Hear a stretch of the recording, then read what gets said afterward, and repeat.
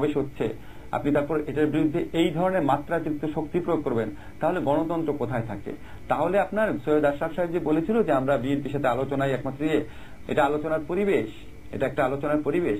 এবং আজকে যেই নজির স্থাপিত হলো, আমার সবচেয়ে খারাপ লাগছে, আপনার ধরেন আমরা তো বাংলাদেশে একটা জিনিস দেখি, একটা সরকার যখন খুব খারাপ নজির স্থাপন করে, পর সরকার তার চেয়েও বেশি খারাপ নজির স্থাপন করে। তা আমি জানি না, হয়তো আওয়ামী লীগের যারা নীতি নির্ধারক আছেন ওনারা ঐশী কোনো হয়তো ভাবে বিশ্বাস করেন, মানে অতিলৌকিক কোনোভাবে হয়তো বিশ্বাস করেন যে উনারা চিরকালই ক্ষমতায় থাকবেন। উনারা যদি ক্ষমতায় কখনো না থাকেন, তারপর যখন উনাদেরকে এইভাবে অ্যাটাক করা হবে, যদি কেউ অ্যাটাক করে যে একটা ককটেল বিস্ফোরণের পর যারা সব নেতাকর্মীকে গ্রেফতার করে, এইভাবে অত্যাচার করে, নিপীড়ন করে, তো উনাদের তখন কেমন লাগবে? উনারা যেন এটা স্মরণ রাখেন। এবং বাংলাদেশের ইতিহাস বলে, আপনার বাংলাদেশে আমরা যেটুকু জানি আর কি, যে গভর্নমেন্টই ক্ষমতায় ছিল তারা কনফার্ম ছিল নেক্সট টাইমও তারাই আসবে, যে কোনো ভাবে হোক, ছলে বলে কুশলে তারাই থাকবে। আজ পর্যন্ত তো বাংলাদেশে কেউ পারে নাই। তো যদি বাই চান্স আওয়ামী লীগ নাও থাকতে পারে, তো আপনাদের কি পরিণতি হবে সেটা আপনারা চিন্তা করেন। সেটা তো আমাদের জন্য খুব খারাপ। তখন যদি আমরা দেখি বিএনপি গভর্নমেন্ট বা অন্য কোনো গভর্নমেন্ট আওয়ামী লীগের এগেইনস্টে এই কাজটা করছে এবং করে তারা যুক্তি দেখাচ্ছে যে আওয়ামী লীগ যখন সরকারে ছিল তখন তারা আমাদের বিরুদ্ধে এইভাবে ব্যবস্থা নিয়েছিল, তখন আপনারা কি বলবেন? কাজে একটা জায়গা তো আপনার লাগবে। আপনি আজকে কত জায়গায় যুদ্ধ ঘোষণা করবেন?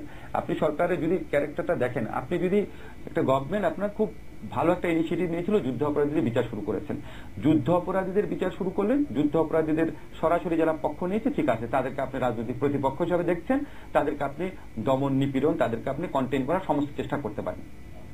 কিন্তু আপনি দেশের অন্তত 40% লোক, আপনি বলতে পারেন 40% কোথায় পেলাম? বাংলাদেশে আপনার সবচেয়ে প্রধান এবং সবচেয়ে জনপ্রিয় যে পত্রিকা, সেই পত্রিকার জরিপেই শেষ যে জরিপ ছিল আর কি, অন্তত 40% লোক হচ্ছে বিএনপিকে ভোট দিয়ে দেবে এই মুহূর্তে ইলেকশন হলে। আওয়ামী লীগের চেয়ে অন্তত 4% লোক বেশি ভোট দিবে।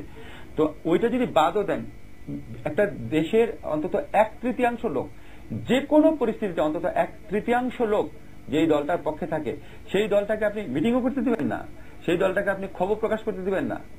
এটা কি ধরনের আচরণ? আমি বারবার বলছি, আজকে কিন্তু পুলিশ প্রথম আধা ঘন্টা শান্ত ছিল, ঠিক আছে, পুলিশ তারপর বিক্ষোভকারীদের ছত্রভঙ্গ করেছে, এটুকু ঠিক আছে।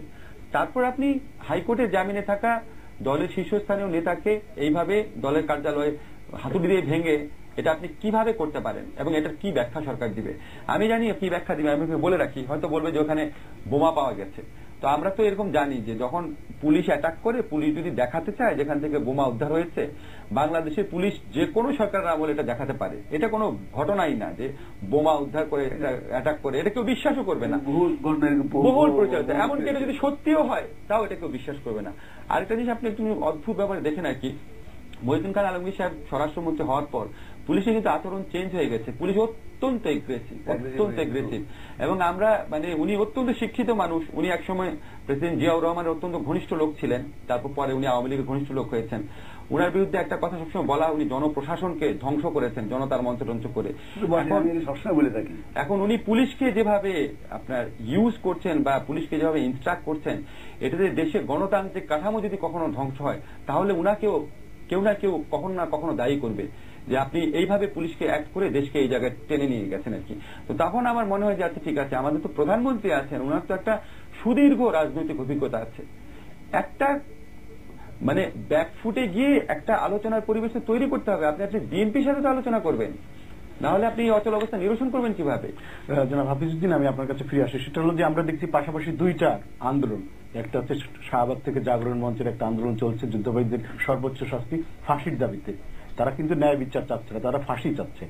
তো তাদের আন্দোলনটা সারা দেশে এখন ছড়িয়ে পড়ছে। আগামী 13 তারিখে তারা একটা চট্টগ্রামে একটা সমাবেশ ডেকেছে, সেখানে আবার যারা ইসলাম রক্ষাতা ইসলামী দলগুলো আছে সেটা তারা প্রোটেস্ট করার একটা মানে মুখোমুখি অবস্থানে।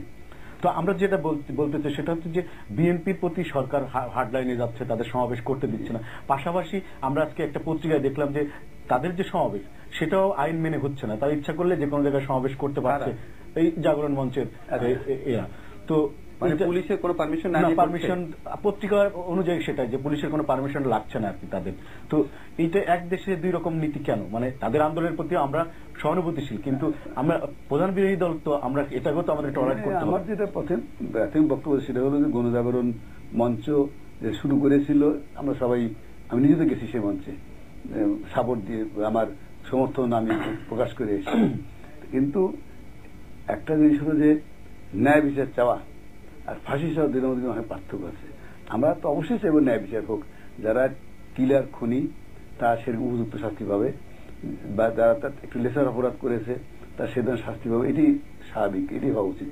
কিন্তু পাইকারি হারে সবারই ফাঁসি চাই এটা মানে বলাটা বোধহয় মানে আইনের শাসনের দিক থেকে ঠিক হচ্ছে না। এবং এটা যেটা জিনিসটার সমস্যা প্রবলেম সৃষ্টি হয়েছে সেটা আমাদের নজরুল গত পরশুদিন লিখেছিলেন, বা আমি যে দেশের প্রধানমন্ত্রী যখন বলেন যে আপনারা জনমত দেখে শুনে বিচারের রায় দেবেন, আবেগকে একটু বিবেচনা, এটা এর চেয়ে মারাত্মক কোনো কথা হতে পারে আমার মনে পড়ে না। আমি যদিও আইনজ্ঞ না, কিন্তু উনি তো আইনজ্ঞ আছেন, কিন্তু আমার মনে হয় না যে ধরনের কথা বিচার ব্যবস্থাকে সম্পূর্ণ বিচার ব্যবস্থা করে একটা প্রভাব ইনফ্লুয়েন্স কোর্টকে ইনফ্লুয়েন্স করার হয়েছে সে একটা আছে। তারপর দ্বিতীয় কথা হলো যে বিচার তো চলছে, বিচার প্রক্রিয়া চলছে, এমন না যে কেউ বাধা দিয়েছে বিচার করতে।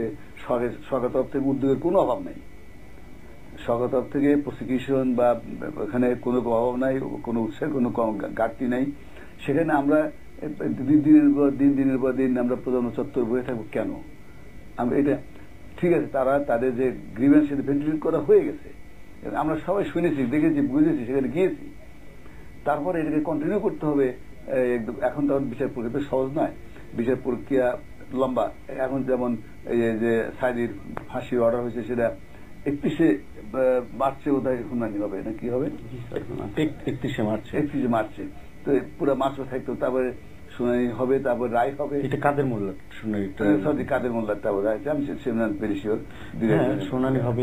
আচ্ছা, 60 দিনের মধ্যে এটার একটা আপিলের শুনানি হবে। তো সুতরাং এই এতদিন ধরে এরকম করলে দেশের তো সমস্যা আরো অনেক আছে, অনেক সমস্যা আছে, অনেক কিছু করার আছে দেশের জন্য, প্রশাসনের অনেক কিছু করার আছে। শুধু এটা নিয়ে ব্যস্ত হলে চলবে না, এটা আমার বক্তব্য আছে। আসিফ নজরুল, আপনার কি এই প্রসঙ্গে কোনো কিছু বলার আছে? না, আমার একটা জিনিস মনে হয় কি যে কিছুদিন আগে আপনার শাহবাগের যখন আপনার একটা সমাবেশ হচ্ছিল তখনও কিন্তু ককটেল বিস্ফোরণ তখন আপনার পুলিশ ককটেল বিস্ফোরণ কারা করেছে তাদের ধরেছিল, কিন্তু সভাটা খুব ভালোভাবে হয়েছে। তো আমার কাছে একটা জিনিস মনে হয় আমরা যদি পুলিশকে এত একটা সহায়ক ভূমিকায় দেখি সকল মানে বিরুদ্ধ মতের বিরুদ্ধেও, ধরেন আজকে পুলিশ আপনার এখানে চারদিকে একটা শহরের ব্যস্ততম জায়গায় চারদিকে ব্যারিকেড দিয়ে দিচ্ছে শাহবাগে যারা আছেন তাদের আন্দোলনকে নির্বিঘ্ন করার জন্য। এখানে একটা ককটেল ফুটলে পুলিশ সাথে সাথে ককটেলে যারা করেছেন তাদেরকে গ্রেফতার করছেন, খুবই প্রশংসনীয় ব্যাপার। আপনি আবার বললেন একটা ন্যাশনাল পত্রিকা যাচ্ছে পুলিশের নাকি পারমিশন ছাড়াই সমাবেশ করতে দিচ্ছে। ফাইন, এটা যদি আপনার একটা স্ট্যান্ডার্ড হয়, ভেরি গুড, একটা ভালো কাজের জন্য আপনি এভাবে হেল্প করছেন। তাহলে আপনি বিরোধী দলকে করতে দিবেন না? বিরোধী দল যখন বলবে যে আমি গণতন্ত্রের স্বার্থে তত্ত্বাবধায়ক সরকার চাই, আপনি তাকে এটা বলতে দিবেন না? তার মানে কি, যেই কথাটা আপনার পক্ষে যায় বা আপনি যেটাতে স্বাচ্ছন্দ্য বোধ করেন সেখানে আপনি পুরা রাষ্ট্রযন্ত্র দিয়ে এভাবে সাহায্য করবেন, আর যেটা আপনার বিপক্ষে যায় সেটা আপনি পুরা রাষ্ট্রযন্ত্র তার বিরুদ্ধে লেলিয়ে দিবেন। আর একটা জিনিস আমার মনে হয় কি, শাহবাগ সমাবেশে আপনার প্রথমে যখন মানুষ এসেছিল স্বতঃস্ফূর্তভাবে হাজার হাজার মানুষ, ইয়াং লোকজন এসেছিল, তরুণ প্রজন্ম এসেছিল। এই তরুণ প্রজন্মের যে আবেগ সেটা নিখাদ একটা আবেগ ছিল এবং অত্যন্ত সম্মানজনক ভাবে আমরা এটাকে দেখি, শ্রদ্ধা ভরে দেখি। কিন্তু এই আন্দোলনের কে যেইভাবে সরকার একে একে পলিউট করার চেষ্টা করছে সেখানে কিন্তু এই আন্দোলনের অন্তর্নিহিত শক্তি কমে যাচ্ছে। একটা হচ্ছে সরকার আপনি যে ডিসক্রিমিনেশন করছে এটা তো মানুষের চোখে পড়ছে, আপনি মানুষের চোখ তো বন্ধ করে রাখতে পারবেন না। আজকে যে পত্রিকায় উঠেছে যে বাংলাদেশের সমস্ত জায়গায় মিটিং করতে হলে পলিটিক্যাল পার্টিগুলোকে পারমিশন লাগে, শাহবাগে যারা আন্দোলন করছেন তাদের পারমিশন লাগে না, তার মানে তো সমাজে প্রশ্ন আছে। হোসেন মোহাম্মদ এরশাদ সাহেব বলেছিলেন যে উনারা এখান থেকে যেভাবে নির্দেশ দেওয়া হয়, এই নির্দেশগুলা নির্দেশ না হয়ে যদি রিকোয়েস্ট হতো, এটা আমার কথা, রিকোয়েস্ট বা আহ্বান হতো, তাহলে এটার ইম্প্যাক্ট অন্যরকম থাকতো।